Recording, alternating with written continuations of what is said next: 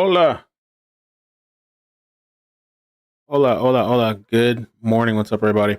Sorry, I was a few minutes late.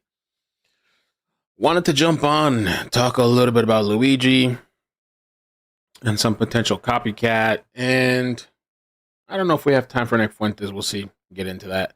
Have some things to do today. I actually wanted to come on earlier, but I got caught up. Hope you guys are doing good. And the whole lover thing, I don't know, man. I came across this article last night from this gossip blog. I guess media takeout with these two people with claims about meeting up with Luigi. So we'll talk about that. I mean, does it have anything to do with anything? Probably not. But one of them mentioned that he was taking pain pills, and he didn't seem to have many problems with his back when he was engaged, in intimacy. But it could just be people clout chasers. I wanted to show this real quick I saw this yesterday. They were talking about, what were they talking about? This lady, okay, Congresswoman Rosa. What the hell's going on? Oh, okay, we got a lot on the screen here. Let me hide myself. Hide the picture. Rosa Del Oro mocks Republicans for getting scared because President Musk said, don't do it. Don't pass the bill. So check it out. It's just kind of funny. Read on a bill. And you know what? They got scared. Oh. Because President Musk told them, President Musk said, don't do it. Don't do it. Shut the government down. Imagine. What does he know about what people go through is when the government shuts down? Are his employees furloughed? Hell no. Is he furloughed? No. And when you shut the government down, people don't get paid. And maybe if none of us got paid if the government shut down, some people on the other side of the aisle would feel differently about where we're going in this effort. We had an agreement. But this is not different from what we've experienced over the last year and a half or so. Think about it. Biden, McCarthy, deal. Come together. Next day, walk away. Johnson, Schumer, deal. Next day, walk away. And now this deal, walk away from it. Who do we trust in this body? And above all, can the American people trust us?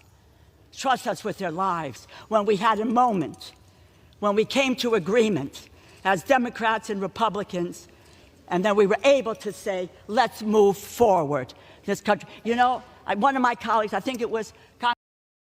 Lady was snapping yesterday. By the way, too, I mentioned this yesterday. Amazon is on strike. Amazon workers. Nationwide strike. Oh, man. For this strike. We've been waiting for this day. We've been prepping for this day. This is the day that they get to see how strong we are. This is our chance to truly make history. Teamsters have voted to authorize a strike at 7 Amazon facilities. Those include warehouses in Staten Island and Queens, the Chicago suburb of Skokie, and 4 in Southern California. Amazon doesn't want us to realize the power that we have as Amazon workers. It wouldn't be able to run without us. Amazon is scared because they know that with the power of the union. Yeah, so Amazon has like a union thing, right? They can't get rid of these people, I guess. But I saw some funny comments because people were talking about like automation. Automation is going to take over. The robots. The robots. Let me see if it's in the comment section. So automation will be accelerated now. Somebody posted a picture of the robot, one of those movies. Robots looking around like, all right, no problem. We got you.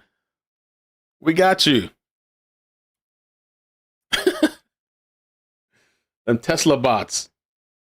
Excited for this strike. We've been waiting for this day. We've been prepping for this day. This is the day that they get to see how strong we are. This is our chance to truly production make history.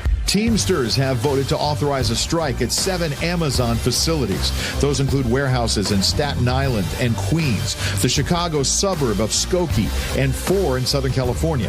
Amazon doesn't want us to realize the power that we have as Amazon workers. It wouldn't be able to run without us. Amazon is scared because they know that with the power of the union, they're going to have to dish out what they owe. Amazon needs to understand that there's real people behind these vans. There's real people in these warehouses, and they need to treat us with the dignity that we deserve. These right here, we're fighting for our life. We're fighting for our family. We are Amazon Teamsters. We deliver the packages. We make Amazon's profits. We're demanding our fair share. We demand fair pay and safe jobs. All right. There you go.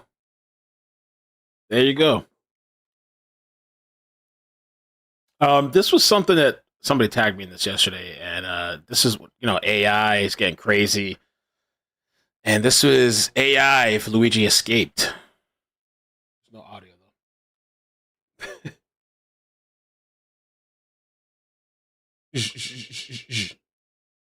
Red Luigi! All right, so if you haven't heard, I heard about this, I think last night. It was late. Apparently there's a potential copycat, another kind of, if you could call the lady a copycat, she threatened some UnitedHealthcare worker, but this guy took things another step further and stabbed the company's CEO. Michigan man stabbing company CEO during staff meeting in chilling copycat reenactment. And this is what I'm hearing is this is his mugshot. Homeboy was smiling.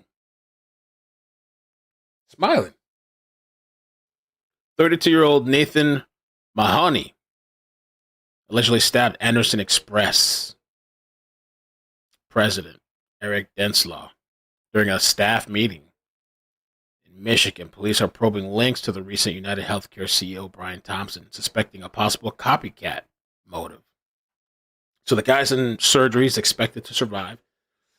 He was arrested 15 minutes after fleeing, and they're searching through his social media, trying to find out information. There he is, smiling, proud of what he did, happy, excited. Happy holidays! So he reportedly lives in Walker, Michigan. It's about a 40-minute drive from Muskegon, Michigan, where Anderson Express is located. He had recently been hired by Anderson Express and had begun employee training just 2 weeks prior to the stabbing.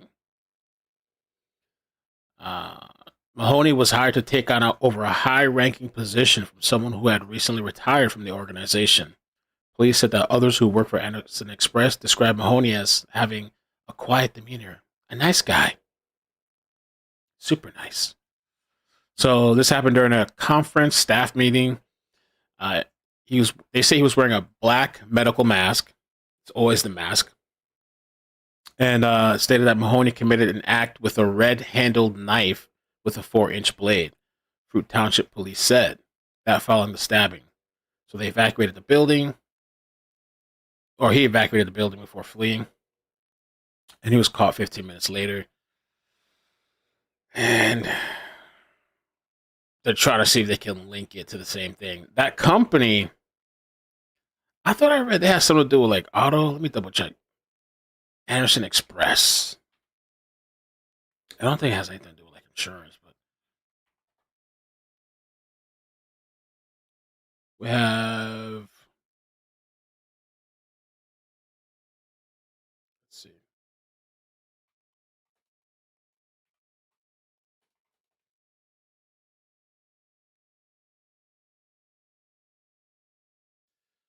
About us, we're a tier 1 supplier for tackling complex, fast-tracking programs in the automotive and defense sectors. That's what I read. Automotive and defense sectors. Our expertise spans casting, machining, cleaning, assembly, and verification, meeting with the high standards of Forward. Just stabbed him. Stabbed him and smiling.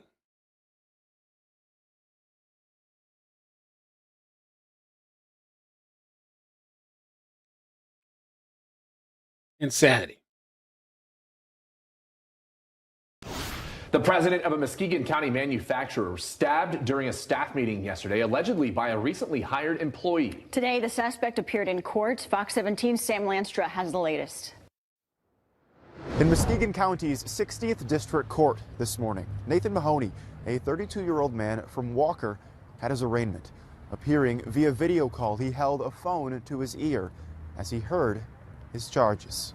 This is certainly by no means a case of whodunit. A $500,000 bail for Nathan Mahoney for the charge of assault with intent to murder. And in a separate case from the same incident, a charge for fleeing and eluding a police officer. This was a violent, vicious, unprovoked attack on the victim in this case. According to court documents, Mahoney allegedly walked into a conference room meeting at Anderson Express Tuesday. He then stabbed the company president in his right side, right below his ribcage. So he did that. I guess he did it in front of everybody. Didn't care. Bold, brazen, runs. Doesn't seem like he particularly planned it out too well. Caught 15 minutes later. Shit, that kid that stabbed his parents the other day, I think he's still gone and missing. Let me see. What was that kid's name the other day? Adam Miller. Did they catch him yet? Oh, they finally got him. So Adam Miller, this little 19-year-old nut job scrub, stabbed his parents. I didn't actually get to cover that story, but I mentioned it. It took them about 30 hours. This guy that was hired for a high position in Anderson Express was caught 15 minutes later. And he did it in a meeting. I don't know how many people were in that meeting. Stabbed him and ran. Maybe he was hoping to get the notoriety that Luigi is getting, but I don't know the motives behind the stabbing or what kind of. Doesn't seem like they're in any kind of healthcare that I know of. Within the. But it seems like some people just want CEOs indiscriminately killed. The people that are praising Luigi, some of them, or the signs that I've seen, they just want CEOs killed. Mahoney was then arrested by police. Shit, if I was a CEO, everything's virtual now. I'm in a compound somewhere. Maybe off in the woods, security with me. Somebody's going to have to go in the office and set up a virtual console meeting or something. Put the TV up on the screen. That's it from now on until things chill out. In a backyard in Ravenna after fleeing the scene. Court documents also say he is refusing to. You may not even see my face anymore. It's just going to be voice. It's going to be a voice. I ain't showing you what I look like, my hair and other shit. Talk. It's too early at this point and would be inappropriate for us to speculate about any motive contained here. The Muskegon County trial attorney says Mahoney was hired at Anderson Express earlier this month, employed in an accounting role. Again, we're not speculating about any motive in this case, but despite whatever redresses you may have against any individual, you cannot act violently against that person under any circumstances, and if you do, you will face the serious consequences that will come from this case. The president of Anderson Express went into surgery after the stabbing. In a statement, a spokesperson for the company said in part, "We remain in shock over the incident that happened at our plant yesterday. Our first thought is with our president, who has a good prognosis for a full and speedy recovery. We are also focused on supporting our employees as they process this senseless assault." Mahoney is set to return to Muskegon County Court one day after Christmas. Right after Christmas. Happy holidays, happy holidays. People have been posting this on Twitter and kind of noticed something eerie about Brian Koberger and Luigi. They look almost similar. The bushy hair, the bushy eyebrows. Because Brian Koberger, one of the victims in the house, the survivors, that said she saw this guy leaving the house. I don't know if she said like a black silhouette. The only thing distinctive that she noticed about the killer, because he was covered from head to toe pretty much, is his eyebrows. His eyebrows are bushy. And we now have another bushy eyebrow killer that was distinctive was his eyebrows. People have been taking notice of that. Oh, this was the mayor yesterday too, talking about the perp walk. Because a lot of people have been talking about this perp walk, that it was a little bit overkill. I mean, I understand like this guy has a lot of support, Luigi, and like maybe they're worried about somebody attempting to like set him free. But definitely yesterday, completely was a spectacle. It was a spectacle. I don't know for what this guy's coming up for re-election. Maybe they actually want to try to pretend that they're finally take a stance on crime when they're known to be lenient on crime and let all these people get away with all kinds of stuff in New York. But now for the first time ever, they go hard to find somebody. News of the day, and that is Luigi Mangione arriving back here in New York.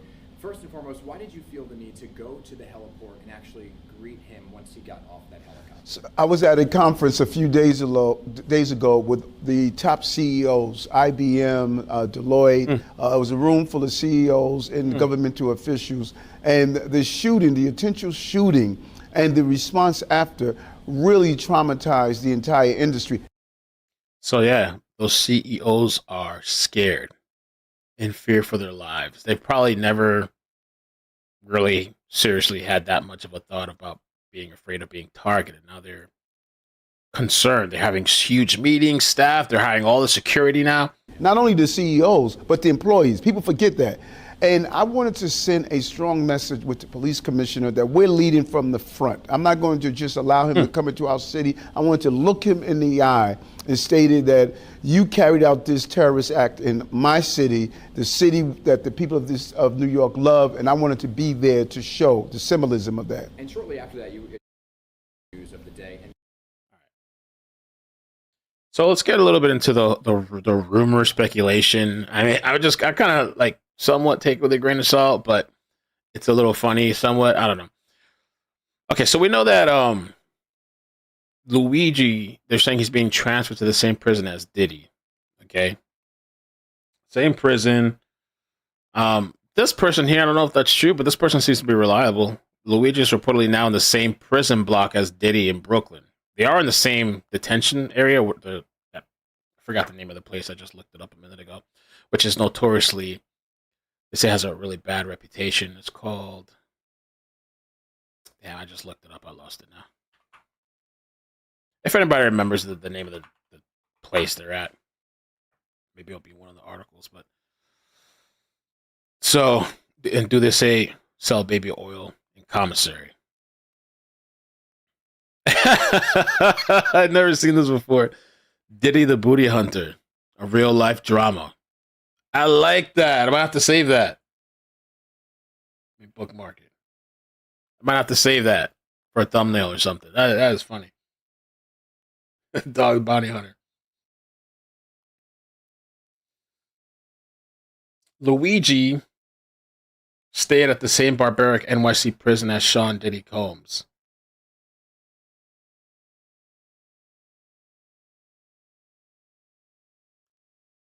Yes.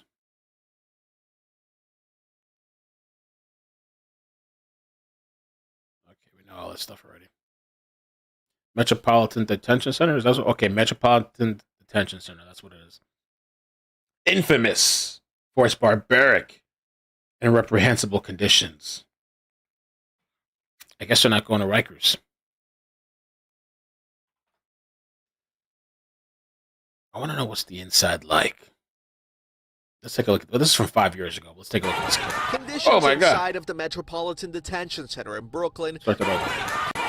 Conditions inside of the Metropolitan Detention Center in Brooklyn during a 7-day power outage that caused protest and outrage by elected officials because of the cold temperatures and lack of heat were much worse than initially reported, according to new reporting by the New York Times. The accounts, according to the Times, are based on inmates, their defense lawyers, jail staff, union officials, and lawmakers. The report indicates inmates complained of cold, brackish water that ran from the taps. A client known to swallow razor blades said he had not gotten his psychiatric drugs. In a client known to swallow razor blades.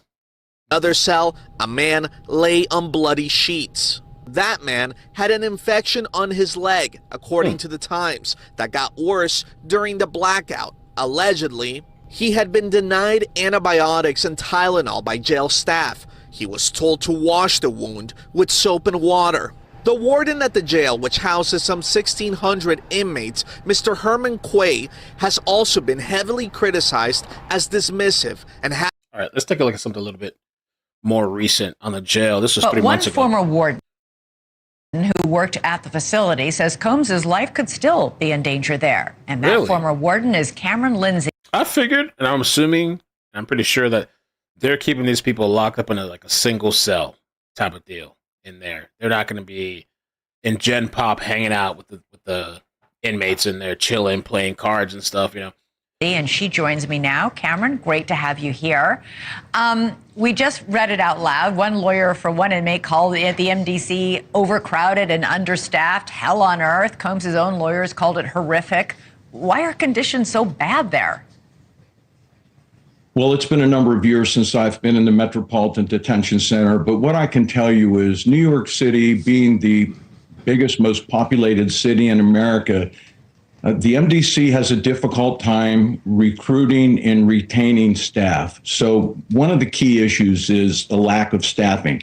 And it would be unfair for me not to mention that the vast majority of MDC staff are hardworking, salt of the earth, well-trained people. I know many of them. They're fantastic people. Unfortunately, however, there has been a disproportionate element of corruption within the ranks of MDC. And I think that has to do with a number of factors, to include the inability to hold on to the really good staff. Yeah. Many of them leave. Combs isn't the only famous inmate to be housed there. We had Sam Bankman-Fried there, R. Kelly, Ghislaine Maxwell. They were all inmates there. Sean Combs is being kept away from the general inmate population. You say his fame makes him a target. Yeah, sure. And not necessarily at the MDC only. I mean, anywhere. Yes. In my humble estimation, his life, his safety is in jeopardy in any correctional lockup right now. If it is true, as reported, that he is housed in the special housing unit, it's important to note that the special housing unit is a lockdown, 24-hour lockdown unit. The MDC Brooklyn is a high-rise. The vast majority of the floors are general population floors. But the special housing unit is a 24-hour lockdown facility. So this is for Mr. Combs' protection. His incredible worldwide celebrity, combined with the allegations, the charges now, and indictment, of course, of acts of violence against women, make him a very attractive target. So obviously they need to safeguard him. This is a man accustomed to the very finest. He was arrested at the Park Hyatt Hotel in New York City, known for its luxury suites and exceptional food and wine, where one-bedroom suites start at $3,000 a night. Yeah. He was probably staying in something larger. What is life like for him now at the MDC? I would say 100% total culture shock. The MDC is, I've used the word austere a lot, but it is. It's austere, it's strict, it's impersonal, it's cold, and it is a very tough place to be detained. Yeah, we've got 1 hour of rec time a day, 3 showers a week, a 6 a.m. wake-up call. He's expected to make his own bed and mop his floor. Got to be so depressing to be locked up like that, just in general, right? Oh my God, imagine just locked in a box and nothing you can do. Set time, set schedules. I mean, some people might like that. Like some people that have never had any kind of structure in their life. Some people have, I think they've said maybe they've benefited from that, but in general, it's not a good place to be. Diddy, man, how you guys doing? Good morning. If you guys could hit the like button, I'd appreciate that. It would help me out. Let's move on. I guess let's move on to the whole speculative thing that's going on here. There's 2 articles talking about this. Luigi's secret gay life. How CEO executioner was a closeted homosexual with preference for black men. Okay. Well, even if he, I mean, I don't know if he's ever spoken about his sexuality or not, whether he was closeted or not or whatever. But, and he's a ladies' man. But actually, and I'm going to get into this in a little bit, a lot of the LGBTQ love this guy as well, too. So wherever he fits in, he would fit in anywhere. Luigi, so this is from It's two articles, but this is Media Takeout, Gay and Preferred Black Men. Luigi, the man believed to have killed the CEO killer, had a secret life, and Media Takeout has the shocking details.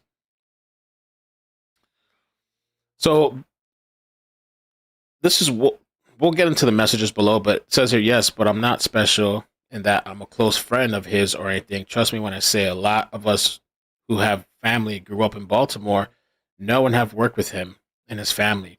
They did a lot for both people they knew and they didn't. They gave a lot of money to my university too. I'm pretty surprised more people aren't accidentally doxing themselves speaking about him and the family. Maybe I'm the one who's too chronically online. But all positive things to say, at least on mine and my family's end. I don't think it's appropriate for me to speak on his sexuality. But you know what, though? Oh, no, I guess. I thought the roommate he was living with, I thought that guy was a little bit weird, too, when describing, I forgot his name, RJ or something. I should have clipped it. I timestamped it on a notepad, but he had said something weird. Like, he said it was, like, not appropriate for me to comment on a TV interview, not appropriate for me to comment on his relationships and stuff. Or maybe he was talking about the intimacy problems with that back condition that he has. But this person here says, I don't think that it's appropriate for me to speak on his sexuality, is it? I generally don't know if it's okay. He's a little fruity, but he's not out as a gay man. Unless he's coming out as anything in recent months, I wouldn't know unless I saw it on social media, as I haven't seen him in over a year. But among those people expressing surprise with Luigi's alleged allegations, Media Takeout found two men who had quite a different story to tell. After seeing Reddit posts by multiple men, Media Takeout reached out to two of those men, one from Baltimore and one from Philadelphia, and each gave a shocking insight into Luigi's personal life. The first man is an openly gay black man from Baltimore, whom we'll call Sean Y. Sean told Media Takeout that he and Luigi had a gay relationship off and on, which lasted nearly 5 years. I wonder how far they went to verify some of this stuff. Like, all right, can you send me a picture? Can you send me some, I don't know, details about the on and off 5-year relation? That's a long time. 5 years? You know, I wonder how far they went into this. But anyway, Sean told Media Takeout, we met at a gay club in Baltimore. He was one of the only white guys in the club, and he bought me a drink. Sean claimed that the two went home that night, and their relationship continued for years. Sean added he would see me when he was in town, and he was very generous. He'd always buy me something nice, from Hermes or Louis Vuitton. Okay, so we got that money. Those are my favorites. And Sean isn't the only gay black man with a story to tell about Luigi. Another openly gay black man from Philadelphia who goes by the name Tommy also claims they had a relationship with the alleged killer. Tommy claims he dated Luigi throughout college and that Luigi was closeted. Tommy explained, we never really talked politics or anything like that.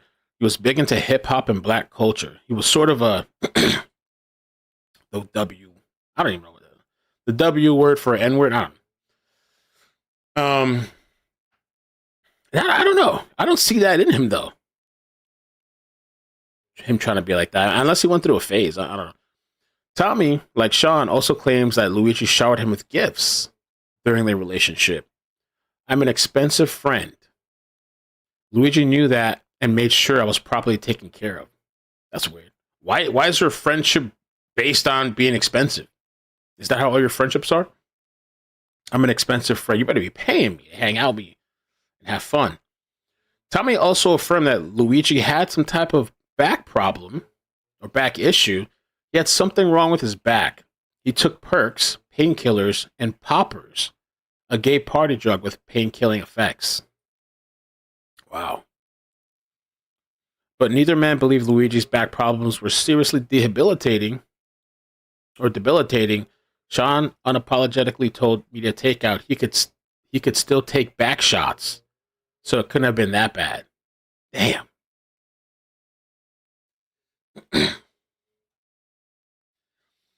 The only thing It's crazy, bro. I think we were talking about his back problem. Maybe it started to improve over time, but like I was surprised all the things that he did, the assassination and planning and processing and running and hiding and biking, and he seemed to be okay as far as his back problem. So this one person is claiming that he did have a back issue, but he took perks and poppers, and he could still take back shots or buckshot. I thought it's called back shots, buckshots. Okay. Neither man had any insight into why Luigi would kill a healthcare CEO. He wasn't very political, at least not with me, Sean told Media Takeout. And that's it. I don't know. I don't know.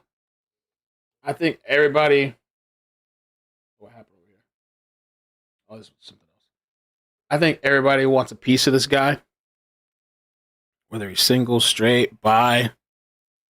And everybody's hoping that this guy will fit into their whatever it is to be, hoping this guy's attracted to them. I don't know how far they went to verify this. I would need like, especially the person that said they're with him for 5 years. All right, show me some of the purchases. Do you have a picture? You guys never took a picture together? Show me a picture or something. There was another article talking about that due to Mangione's exceptionally good looks and toned physique, he has also become a sex symbol for many people. Even before Luigi's identity was revealed, a widely circulated surveillance images that allegedly captured his eyes and eyebrows above a surgical mask, as well as the lower half of his face as he smiled at the Manhattan hostile clerk, drew significant speculation about his appearance. Many were infatuated with him, in love. I would like to say the gay community is processing it all through an analysis of capitalism and activism. But girl, John Arthur Hill, an actor and producer who hosts the John Hill Show, it's because he's hot.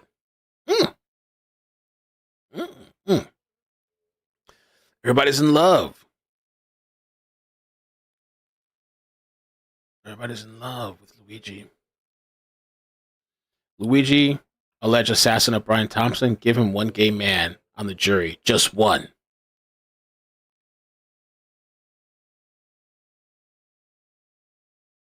Crazy. Crazy, just thinking about you, baby. Crazy. Okay, so yesterday we mentioned too a little bit, he could face the death penalty if they wanted to, because of the feds. He could. Luigi Mangione is back in New York City to face charges, landing in Manhattan. Let me ask you guys in the chat too. I haven't really been doing polls. Should he get... Okay, no. Should Luigi get the death penalty?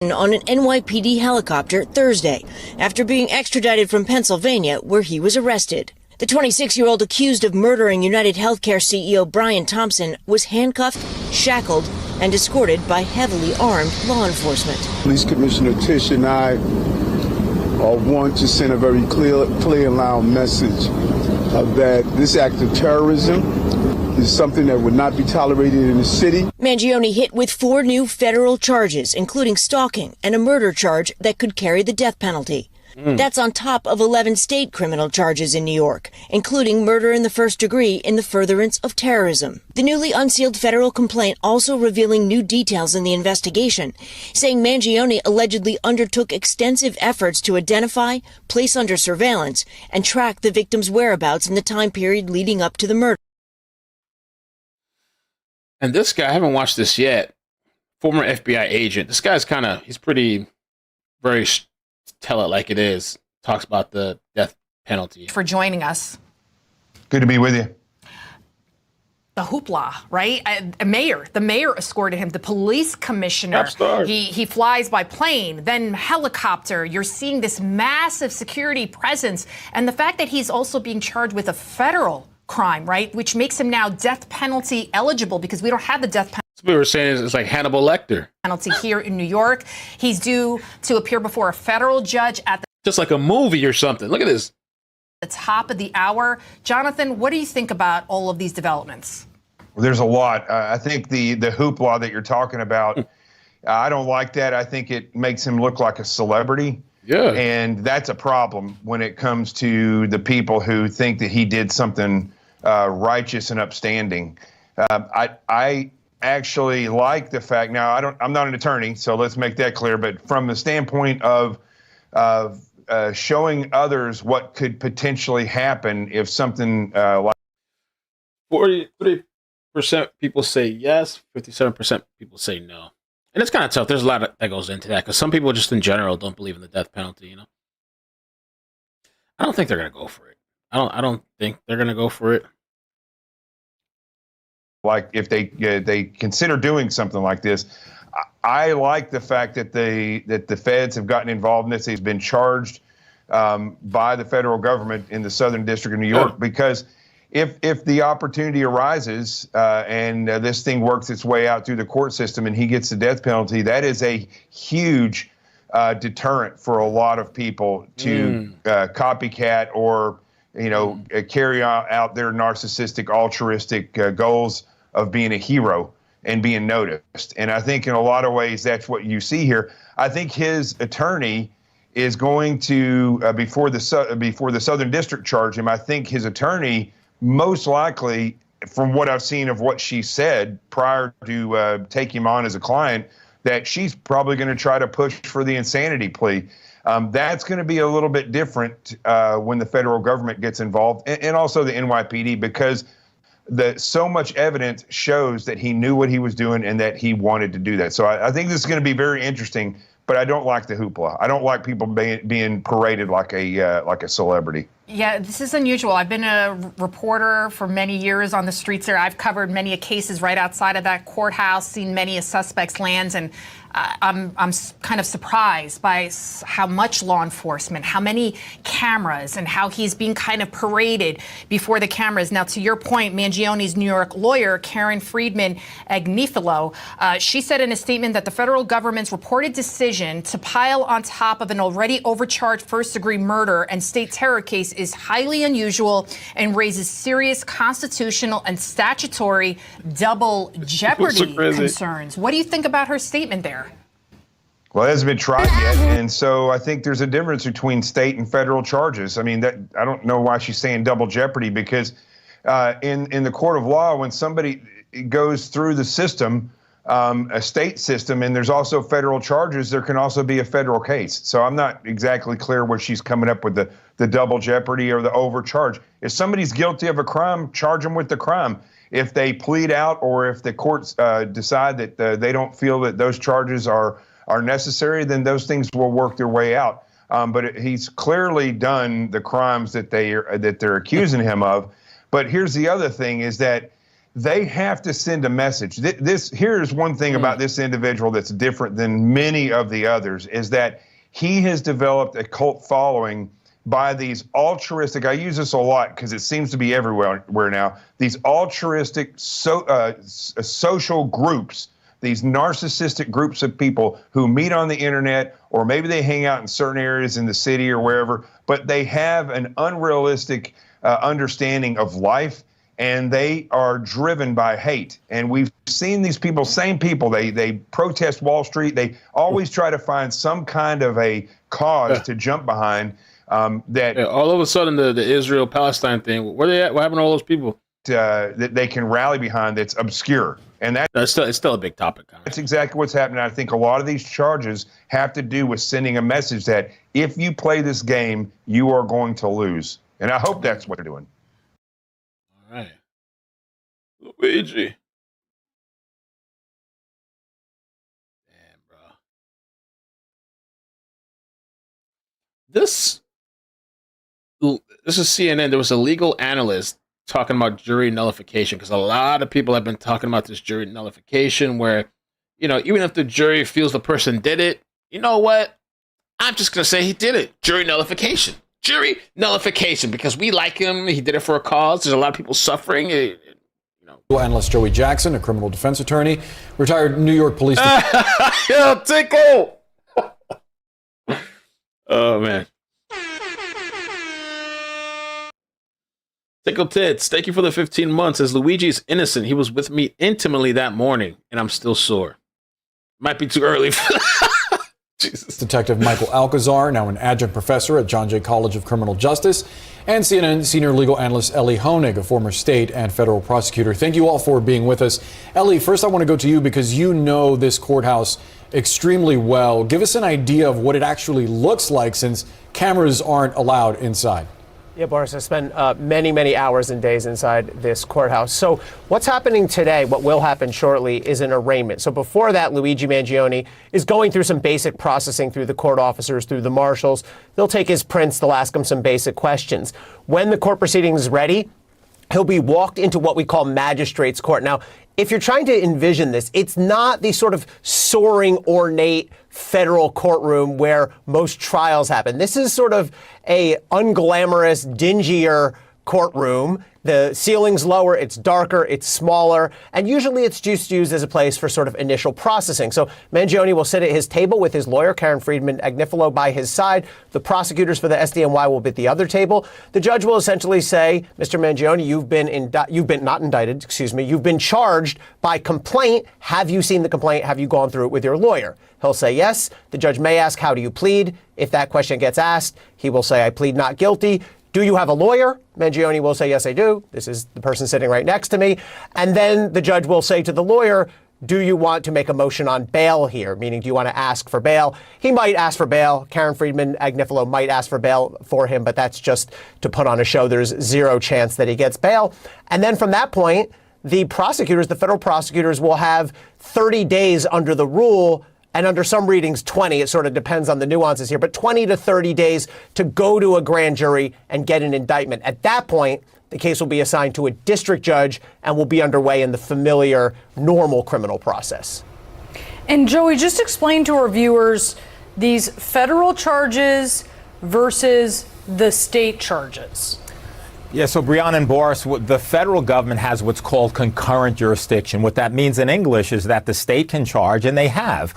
They've indicted him in the 11 counts, which we've talked a lot about, including first-degree murder, second-degree murder, a number of gun charges, etc. The state has done that. However, the federal government also has the jurisdiction to charge, and they have done so. If you look at the distinction in the actual criminal complaint in federal court between the indictment, what I would say is this. In the state court case in which he faces life without parole based upon the terrorism charge, it's a bare bones indictment, just alleging enough to get you to the standards of which are charged as it relates to the murders, as it relates to the gun, etc. However, if you look at the federal complaint, it's what we call it's not even a speaking indictment. It is a singing, screaming indictment. What's the difference? Criminal complaint, not yet been indicted.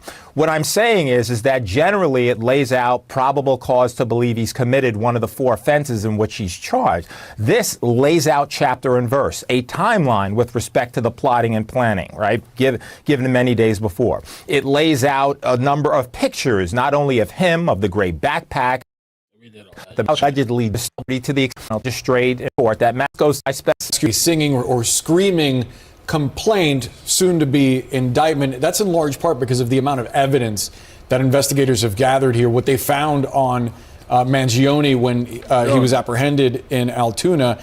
I do wonder how you see federal investigators working with the NYPD and what New York detectives have gathered.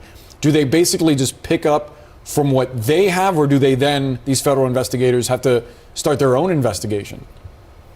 I think the feds are going to start their own investigation. Of course, they're going to look at the information that's being shared with them by the NYPD, but they're going to do their due diligence, do their own investigation, look at all the evidence. I mean, there's a wealth of evidence here. What the NYPD recovered at the crime scene, the gun on Mangione. When discussing this Mangione case, and that is the idea jury nullification being a potential factor. That is, the jury essentially deciding that this person may have committed the act that they're accused of, but that on the greater whole, it would be unjust for them to face a sentence effectively. And you can correct me if I'm misrepresenting jury nullification, but I wonder how that now potentially applies to federal charges.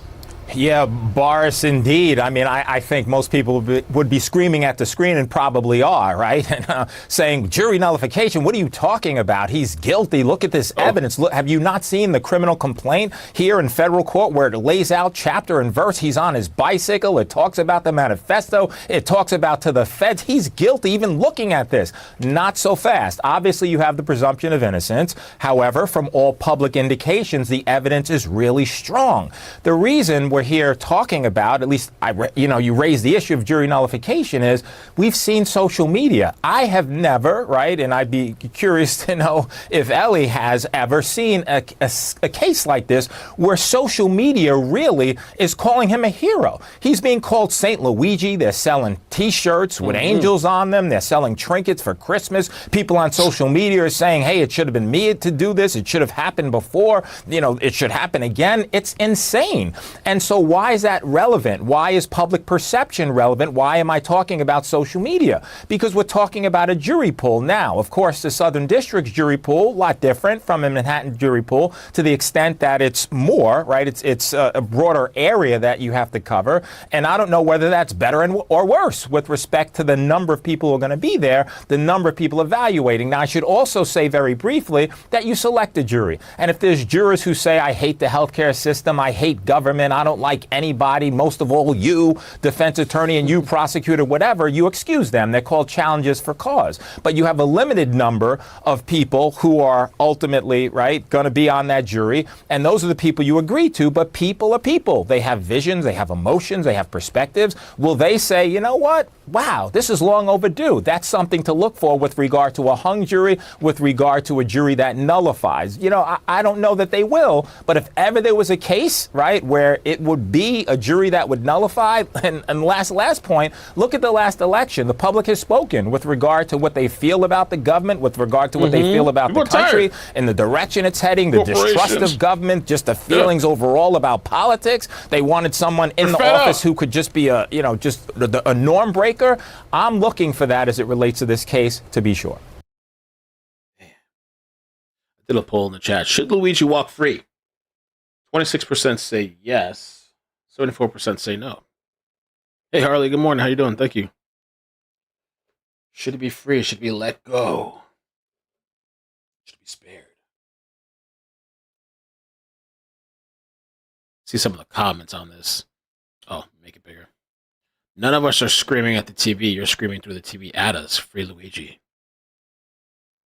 Let's be honest. These extra charges are the federal government's way of declaring war on the poor and working class Americans. Jury nullification. If murder is murder, then why are insurance companies allowed to commit murder by denying life-saving surgeries, medications, tests, anesthesia, etc.? Not guilty.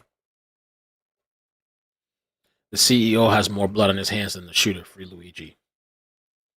Healthcare shouldn't be used to prop. There's a lot of support. A lot of support.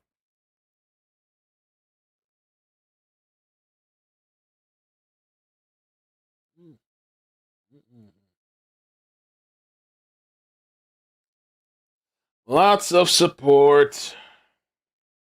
Did we see this the other day? Luigi somewhere, right?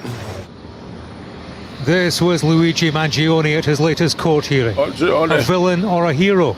On that question, America is divided. He's the alleged assassin who spawned a line in merchandise. Damn, I haven't seen some of this merch. Don't deny my coverage. Luigi with hearts. Defend, deny, depose. In this house, Luigi Mangione is a hero. End of story. And in tattoos. Condemned and celebrated simultaneously. If the motive for murder was anger with health insurance companies, here the sentiment at least is shared.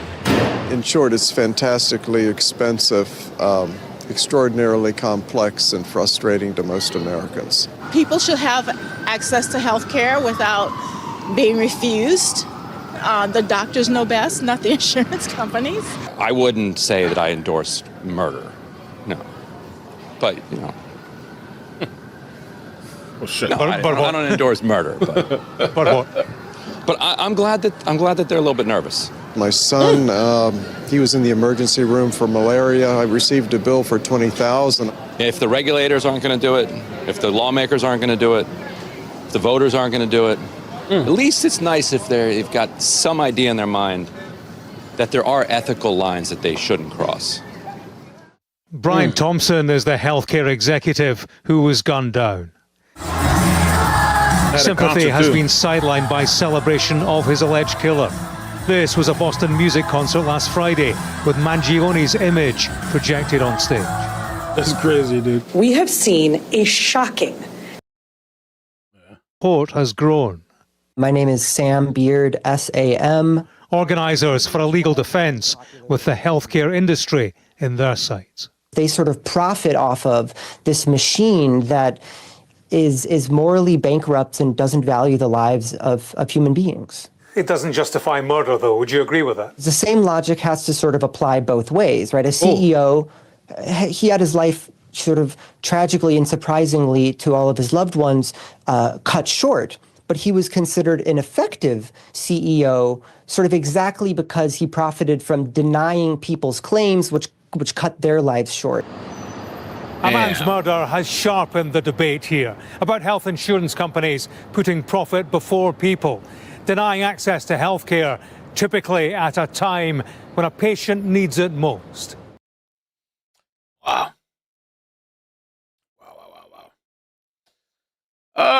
The Nick Fuentes thing, there's a lot of back and forth about what happened. You know, people are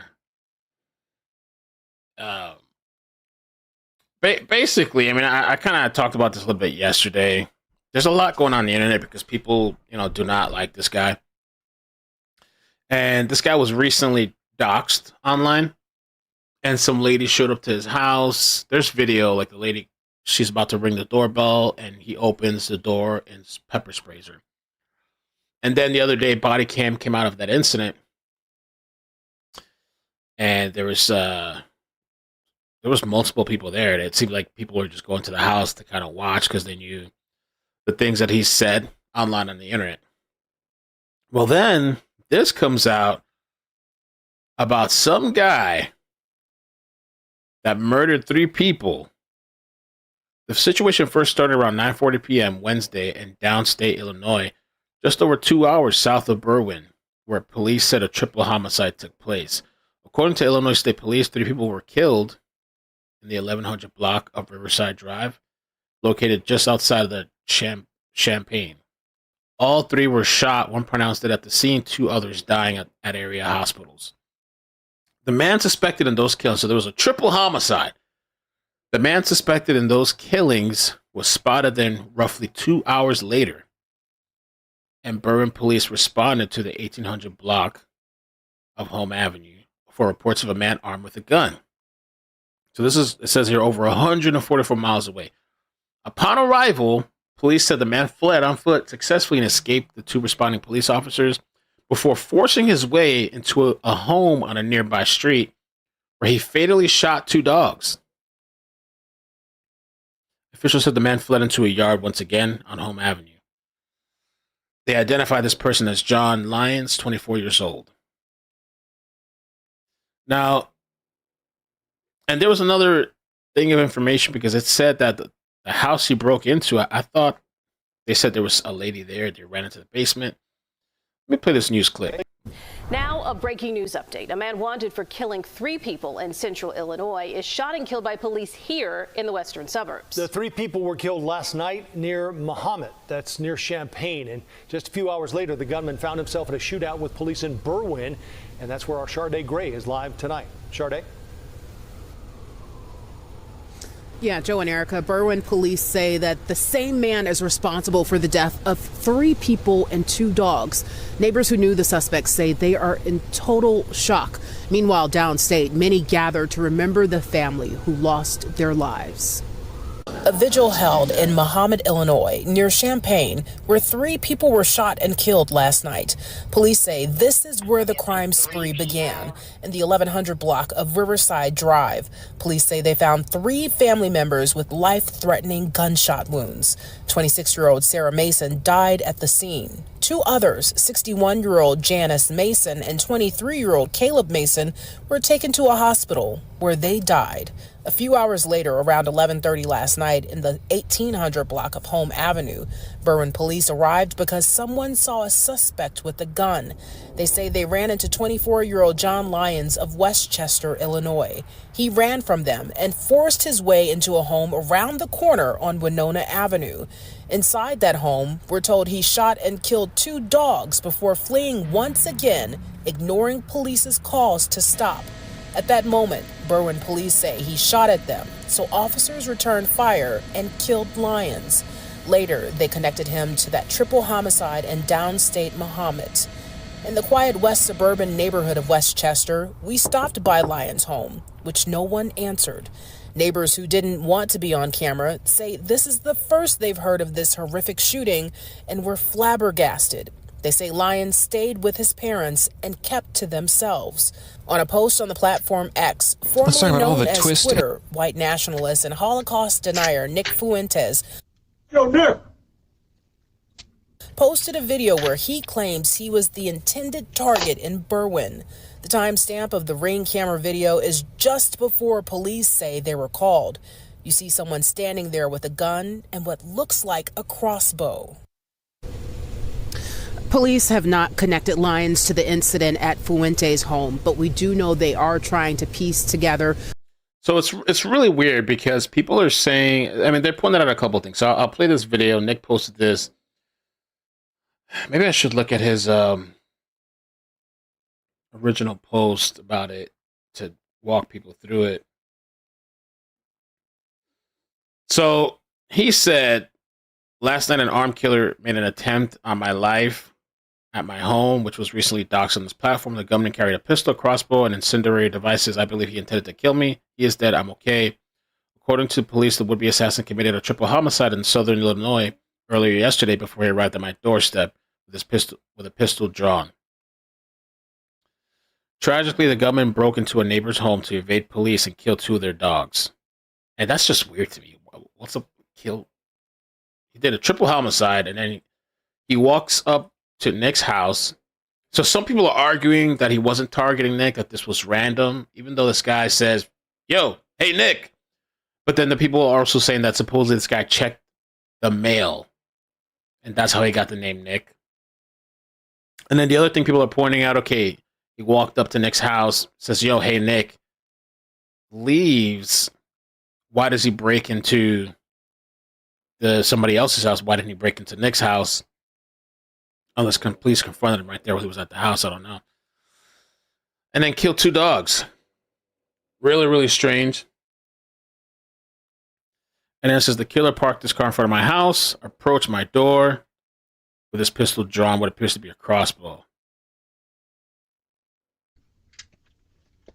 This is wild, dude.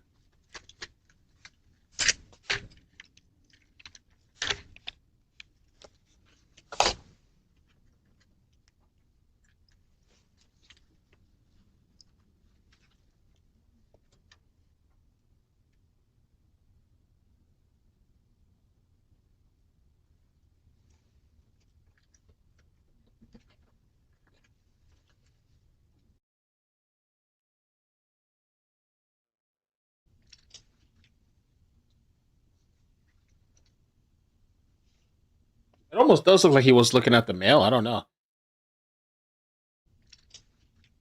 I mean, but what are the chances? Because like this guy was doxxed, now people are showing up to his house, and now this guy shows up with a gun. Maybe he just wanted to confirm that's Nick's place. I don't know.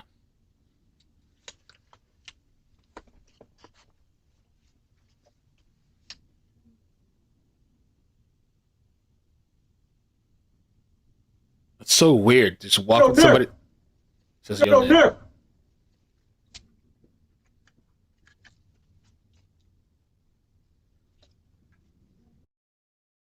Crazy, dude.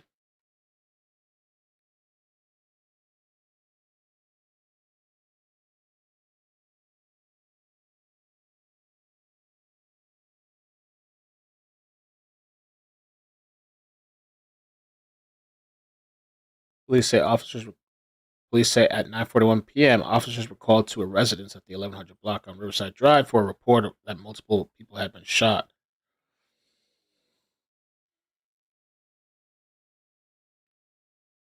An armed man at 11:38 was at the house.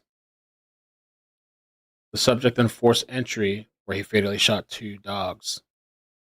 Officers then observed the offender fleeing eastbound into a yard, and they shot him.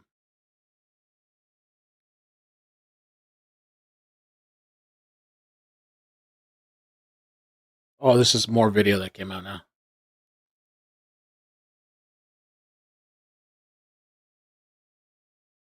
Yeah, I listen. I understand a lot of people don't like him and all this stuff, and he has said stuff online, But I can't co-sign anybody like doing this, showing up to somebody's house, trying to kill them. And he didn't kill Nick, but he did kill these 3 other people, which is really kind of sad. And I'm wondering what's the story behind that. Were they random? Was there a reason behind it? That's what I want to know too. These are the people that scumbag killed. Rest in peace to Caleb, Janice, and Sarah Mason.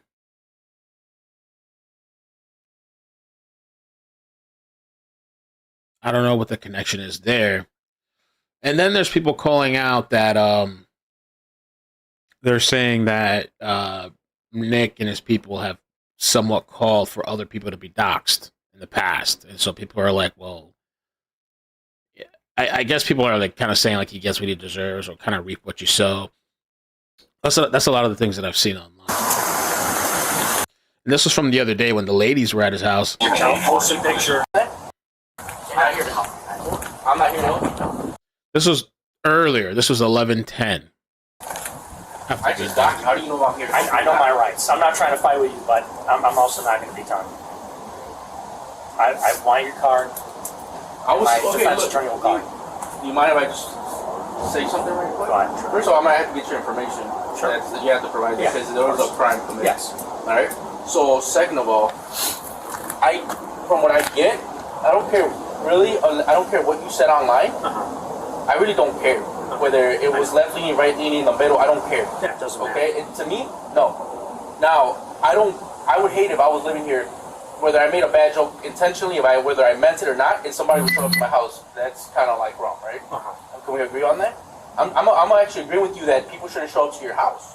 But now you don't want to cooperate with me. You don't want to ask it. Okay? Now, I'm trying to get whether she actually did anything to prevent or to provoke you to. So here's the thing, and I want to know what you guys think in the chat. I feel like I should play the video of the first incident so you know what I'm talking about. Let's see if I can find the video real quick before I continue with this. Before all this crazy shit happened, it was yesterday, the day before, where somebody showed up with a gun and killed 3 people. There was another incident where this lady, after his address got leaked out, a lot of people don't like him, so people started pulling up to the house, checking out what's going on. I guess this lady was pulling up to ring his doorbell. Let's see, doorbell.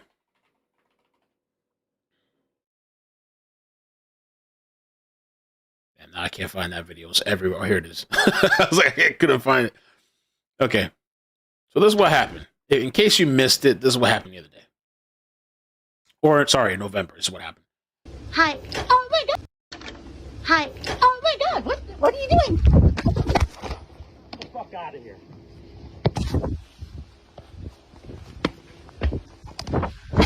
And Capstar did break it down on Discord. I vaguely remember. But yeah, like she was intending and like, talking about it on the internet that she was going to show up and like mess with him or whatever. And because, they didn't agree on stuff. And so she showed up to his house. Now, the thing is, as she was about to ring the doorbell, I guess he saw her on the camera. Hi. He comes and pepper sprays her. What are you doing?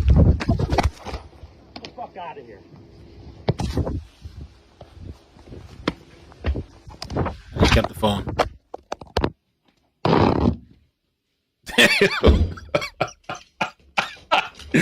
Oh shit.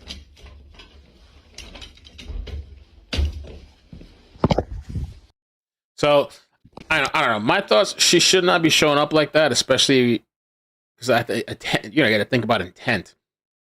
But also, I think about situations where somebody just pulls up to the wrong house by accident or rings the wrong doorbell, and the person opens the door and shoots and kills them. So I mean, I know that's like two drastic differences, pepper spraying and whatever. So I don't know. Maybe I'm a little conflicted, or as Piers Morgan would say, a quandary. I'll get a quandary. You shouldn't be showing up to people's house like that, especially with that kind of intention, because you really don't know what you're gonna get. But I don't know. No, a quandary. Hi. Oh my God! What are you doing? Get the fuck out of here.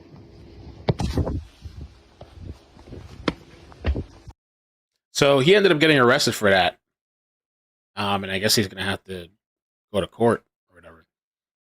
And then this was some of the body cam from that incident. Pepper sprayer and pushed down the stairs. Those are bad allegations. So I'm trying to get your side of the story. To me, if you don't tell me anything, I'm saying you're uncooperative, and I'm going to ask you a question. Here's my side of the story. I'm in fear for my life. People have been posting my address online for the past 3 days, telling me they're coming to kill me, they're coming to rape me. I have all screenshots, they're posting pictures showing how long it's going to take to get to my house, and I have people showing up all day, and that's my side of the story. So I'm in fear for my life. I haven't slept for a few days. I've got nowhere to go. That's my side of the story. Okay, with her, did you push her down the stairs?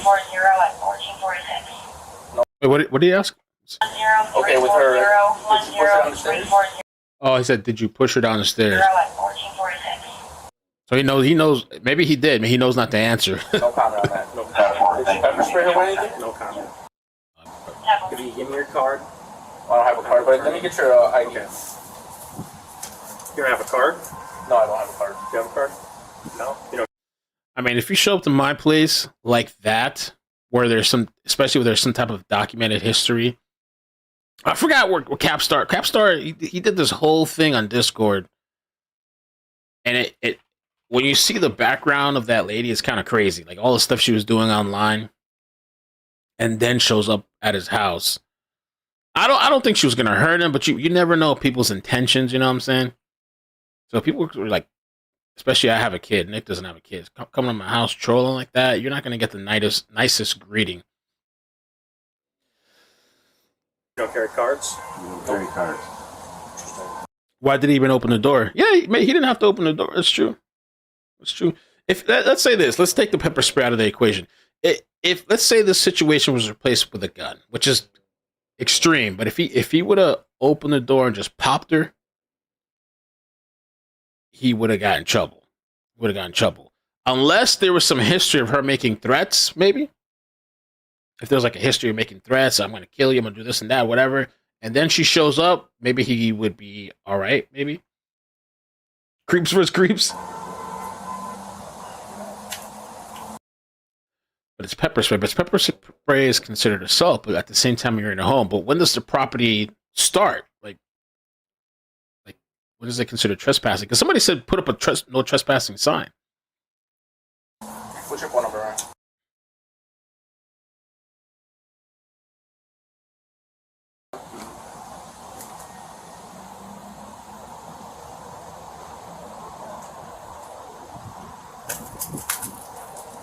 So he was saying he's going to have to move and get 24/7 security.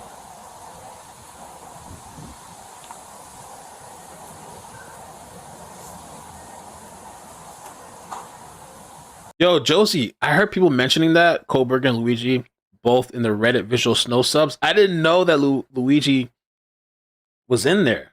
I have to, if you find it, send it to me. Link it to me, just email it to me if you can. Oh, thanks. Okay, so this. Okay, let's read this real quick. So this lady, I guess this was before she showed up to the house, or was it after? Let's do this. Save image. This is the lady because I've seen her face showing up.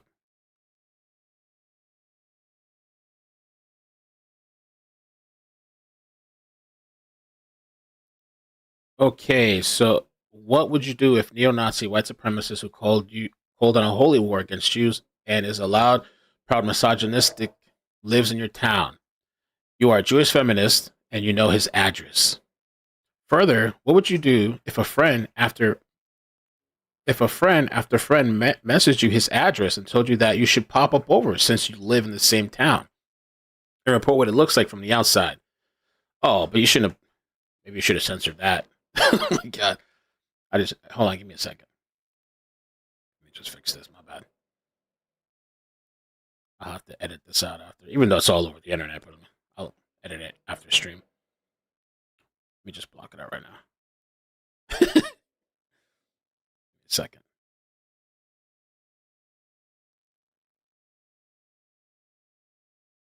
Okay, is that the only time she posted it? So she was so his address was out there. I didn't realize I should have looked at this post. I didn't realize his address was on there. But so his address was out there, and then she's reposting her address to his address to looks like Facebook, I guess, and saying, "What should I do? Should I show up? Are there boxes potentially possessing dog poo? Are there boxes potentially possessing used menstrual products?" So she's already talking about, I'm going to show up there, asking the public or her friends, "What can I do to this person's house? And can we get dog poop? Can we get menstrual products?" What would you do if it was Sunday and you've done your work for the day? Pop over there? You would. You're a good friend. You're curious as well. So this is what I did. I shot a short video, less than 2 minutes, from the public property of the sidewalk outside the address, noting that there were no boxes. As I did, a woman pulled up in her car, rolled down her window, and was like, "Hey, is this where the douchebag lives?" Paraphrasing. And I was like, "I think so." And we laughed about his incel ass for a minute.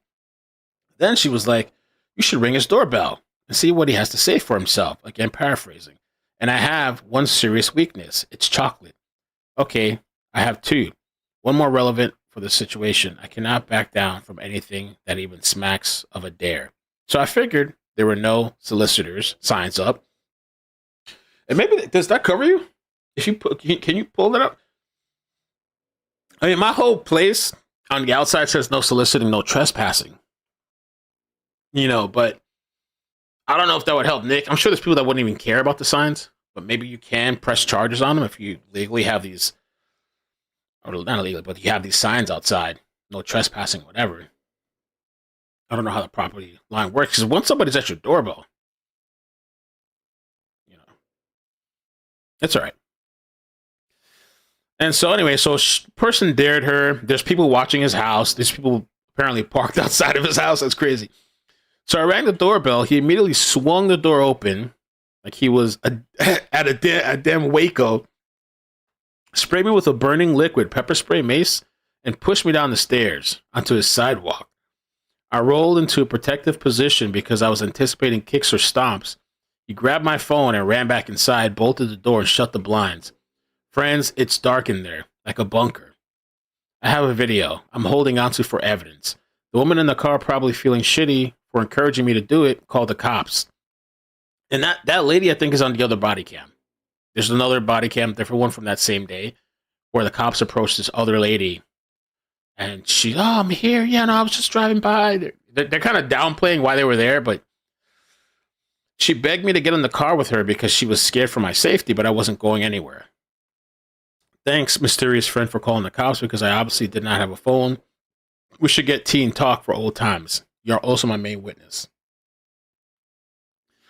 Just a rule of thumb, I don't think it's ever a good idea to randomly show up at people's houses, especially if you plan on harassing them,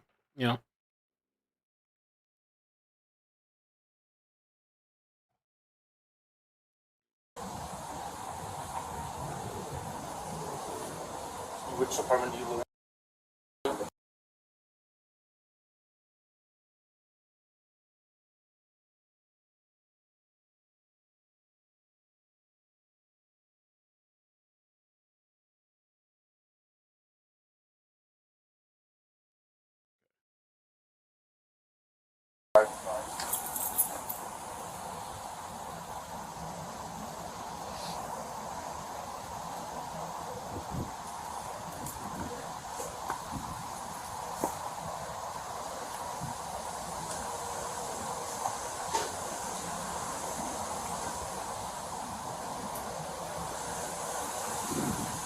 Back expired out of work. He's also coming back with an active void. Sample.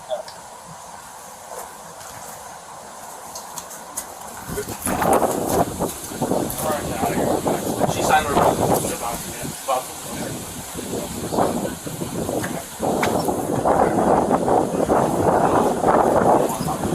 Yeah, it's no beef. But all I'm trying to say is, I wasn't taking sides. I don't take her side. I don't take your side. I know. I'm putting you right down the middle. Okay. So, right for now, with you not making any comments, I would have to take your side. Well, at least for now, I'm gonna go speak to her. So you don't want to talk to me about anything I have to do today. All right, just stay right here, please, with him. I'm gonna give you like 5 minutes and we'll be done. Yeah, as far as Castle Doctrine, I don't know over there how it works. The laws over there. I mean, there's just one website here, but to me, it seems like they're talking about Florida. Stand your ground. Yeah, they're talking about Florida though. This is not. I'm just gonna talk to you.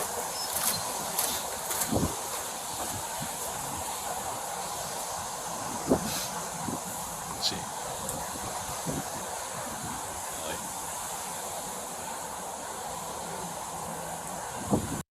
Yeah, it might be different in Illinois.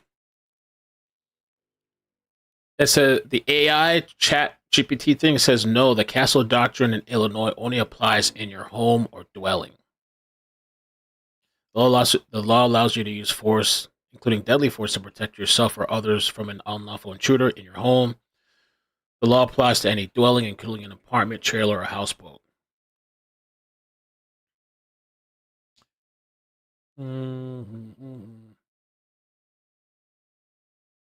The force you use must be proportional to the threat. Using excessive force can lead to criminal charges. The Castle Doctrine is codified in the state's self-defense law, specifically within home invasion situations. It's different because Florida, I was reading just now that they said it applies even outside of your home if you feel threatened, but so. Oh, really? It's not somebody you know, just a random person? Random person. People come in here all weekend. So what did she say? She's standing out there filming my house saying, this is neo-Nazi Nick Fuentes, my address, my phone number. Some other lady pulls up also to harass me and says, oh, someone's already here. They're both here to harass me. Okay. Well, here's what I'll recommend. I don't know who's right or wrong here. I don't know what your post was. I heard about it. I don't know what it is. I don't follow that. I'm old. I'm not really on social media. But what I would do, unless there's literally imminent danger, like where you're struggling to save your life type of thing, call us. All right. Well, I did. I'm just saying, just don't know. Because now we don't have a corroboration on your side. We seem to have a corroboration on that side, and that puts us in a dilemma. So I'm not saying you're wrong. I just want to talk to an attorney before them being at your house Yeah. makes them look bad. However, there's two versions that side, one version that side. So what I'm saying is, instead of the interaction, just call, find out why they're here, so forth. I'm just saying, I did call. Okay, I'm just saying. I'm not trying to argue, but maybe you don't know. But I called an hour ago. Well, I wasn't here. I just literally just started. It's fine. But you're telling me to call. That's what I did. Okay. All right. Well, I didn't know that. Our shift started like 25 minutes ago. Thanks for telling me. I called. They came. They drove right by the car that I described. Okay. I said it's a Volkswagen white crossover. What was that call? I don't know what that was. What happened on that call? They were doing the same shit. A different person, a third person? A third person. Just whatever. A third case in your place, whatever. Filming me, pointing at my house, yelling. Okay. And look, I'm not trying to be argumentative, but I called, and they drove right by the car that I described. I can't answer for that. And I'm not asking you to. But what I would give me this advice. That's what I did. But what I would say is continue to call. Hopefully, a better interaction will happen. Okay. Well, I called you, motherfucker. I've been calling for months now. Okay. It's been going on for a long time. I would still do the same because at some point, we'll get my eyes water because I was waiting. We'll get to the identities of these folks, and generally speaking, when people know they're known, they will more likely than not cut it out. Now we know. So now she knows. Now so I'm saying I don't know what created your situation, but I don't like people showing up at other people's houses causing problems. That's just not how you do it. You know, you could argue, you can have arguments with you, you can disagree with you, showing up at your house with potentially very negative intentions. I don't agree with that. That's what I'm saying. Okay. Yeah. So, like I said, try to keep us, you know, on your side, so to speak, because you're the resident. And, you know, theoretically, we should, you know, be on your side. I don't know what, the devil's in the details, so I don't know exactly what happened. But definitely, you know, try to have us be your go-between. Don't open the door. Don't interact. Don't, you know, because then we don't know. We don't know if you created two, you know, the act of furtherance might have been on you. Right. So, and we don't know that. So that's what I'm saying. All right, well, look, man, I'm just going to be a report. That's all she wanted. Okay. She didn't want to pursue criminal charges. I didn't hear your side of the story. Apathy said the cops basically told him, if you're being harassed, you need to harass us to help you. So I had to go with hers. But for now, just a report. Okay. That's what we're going with. Can I have any contact info? Can I get a number or something? Well, we'll give you the report number. My last name. Okay. And our names will be on the report. Like I said, we don't have cards. We don't. Some people in the upper echelon do. We're just guys who pump a zone. We don't really get cards. But like I said, just if it's at all possible, if it's imminent danger, you do what you got to do. I mean, you got to take care of yourself. Yeah. However, if someone's on the porch knocking, I would just straight call. I don't know who this person is. I'm worried for my safety. Fine, we'll come check it out. If they have a good answer why they're here, they do. If they don't, we'll tell them to beat feet. When people are identified, they generally cut it out. Right. More often than not. You know, I mean, they hide in the anonymity. Once we know who they are, they're gonna be like, oh, they're gonna come find me. So they generally cut it out. Okay. So, like I said, I don't have every answer for you because the devil's in the details. I don't know. Oh my God. Try to use this as a go-between. Sure. Okay. Okay. Point taken. Okay. Yeah. All right. All right. Good luck to you. They're pointing out you don't have any kind of like no collision, no trespassing, but I mean, that would help. Thank you for your comprehensive reporting. Put no trespass on your gates. I don't know if you have a second gate there, but you see, he just said to maybe put up some no trespassing signs. That might be something for him to consider, or even just anybody in general. You watching this, even me. Well, I mean, I already have that stuff, but it might be a good idea, maybe even just from a legal standpoint, to kind of, you know, no trespassing sign is not going to stop that guy that showed up with a gun. You know what I'm saying? It's not going to stop that. You know, but maybe in these kind of situations, maybe it would help a bit or something. I don't know. Peony and Rose, thank you so much for the 20. I appreciate that. Thank you for your comprehensive reporting. Thank you. Well, what's amazing, he clearly took the advice and didn't open the door for the gunman. Oh, really? Nick Fuentes posted 3 other videos showing the shooter went in his backyard and tried getting in the house multiple ways. Oh, that's... Wow, let me see. Can you see that? Oh, I didn't see this. Oh, I just skipped past it. Thank you for telling me. This is creepy as hell. You guys watch this shit?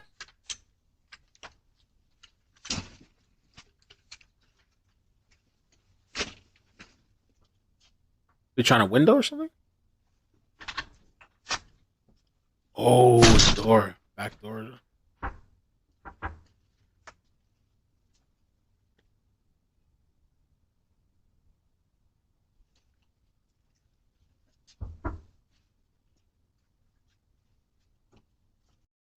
If this guy would have got in, he would have killed him. Because this guy had killed 3 other people. Wow, look at this shit.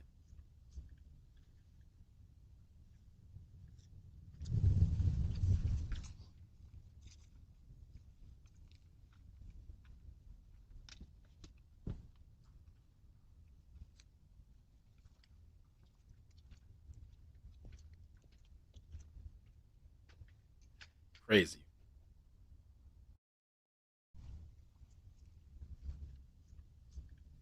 I mean, this definitely seems targeted. I don't think this was just random. I mean, the only thing that people that are trying to argue that it's random is that after the cops showed up, he ran into somebody else's house and killed 2 dogs.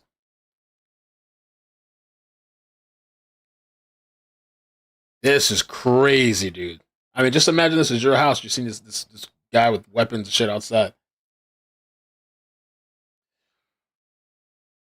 The media is currently trying to sweep up the assassination attempt against me. Here's further evidence. The killer drove 2.5 miles directly to my house where he parked, then attempting to get entry into my home in the front and back for 10 minutes until police arrived.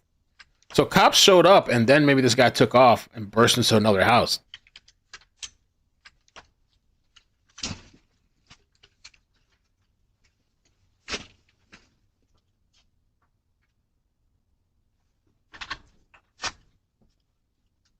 Damn, dude. No, the cops didn't shoot the dogs. This guy, after being at Nick's house and the cops showed up, he ran into another house, broke in, shot and killed 2 dogs, and then ran again, I guess, and then he got shot by the cops.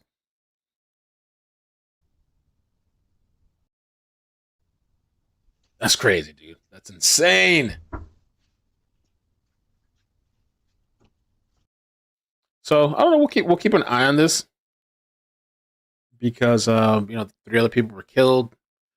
There's some victims. I wonder how this all ties up. How does this all connect? These other people that were murdered, and then to Nick. It seems like it's just odd. Anyway, I'm gonna jump off for a bit. I have to do some stuff, take care of some things. If something breaking happens, I'll jump on. But if not, I'm probably just gonna try to take care of these couple things I gotta do. Nick was home. Yeah, he was home.